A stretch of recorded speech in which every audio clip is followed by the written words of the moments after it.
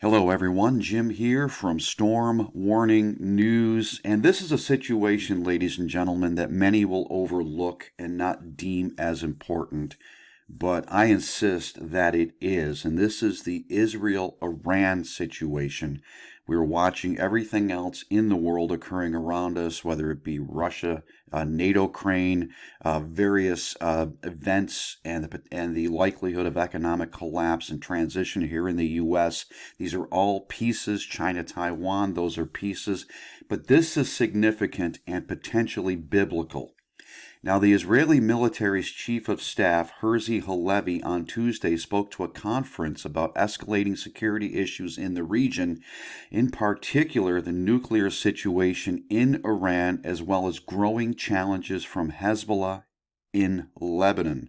Now, during his speech on Tuesday, the 23rd of May, reports came in of mysterious explosions in Iran in which 9 were injured, and at the same time that the IDF dropped leaflets with a warning in Lebanon. We have the ability to hit Iran. We are not indifferent to what Iran is trying to build around us, and it is difficult for Iran to be indifferent to the line we are taking, Halevi continued.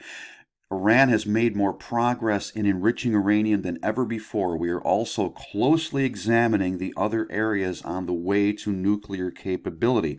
Without going into details, there are possible negative developments on the horizon that could prompt action. We have abilities. Now, the claim of having the ability to hit Iran might have been in response to a recent publication by the Associated Press, which claimed currently revealed weapons would unlikely be able to penetrate the underground nuclear facilities the Islamic Republic has built into a mountain, and they are building a new one, evidently, ladies and gentlemen, that even the U.S. is concerned about, and concerned about the ability to take it out.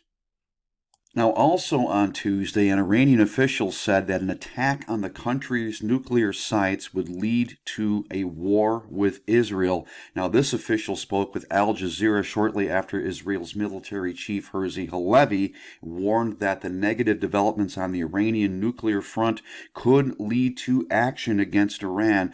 During his speech, reports came in of mysterious explosions, there we are again, in Iran's central city of Isfahan, that caused an explosion of a chemicals reactor and wounded 9 people. Interesting indeed. Now, getting back to that new nuclear facility in Iran, could Israel successfully strike Tehran's underground nuclear facility? The problem the new facility presents is simple. If there have been debates over whether Israel could successfully strike Tehran's underground nuclear facility at Fordow, placed under a 960-meter mountain, the concerns jump significantly with the new facility, which is placed under a 1,608-meter mountain.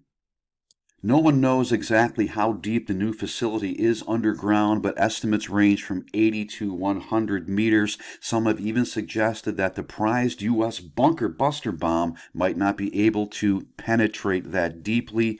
Add in that Iran is around 2 weeks away from being able to convert its 60% enriched uranium to the 90% weaponized level. It is not hard to imagine the Ayatollahs deciding to conceal that uranium in this new facility and to convert it, thinking its depth gives them impunity.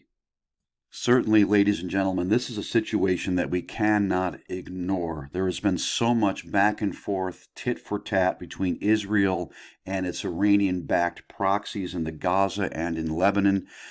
But you know that we are so close. We are so close to potentially seeing the fulfillment of Psalm 83, potentially seeing the fulfillment of Ezekiel's chapter 38 and 39 with Gog Magog. You know that significant and huge war is brewing between these two parties, Iran and Israel. Certainly the U.S. could be involved in this, and with everything else that we have bubbling over around the world right now, we certainly cannot turn a blind eye to this. Be pressing into Jesus, ladies and gentlemen, with everything you have. He is everything we need. If all of this reportage is true, and I can't help but sense that it is, we are in for a dangerous and rocky time in the very near future as we speed deeper into the end of days and move closer to the tribulation period. This is Jim signing off. Until the next time, God bless you.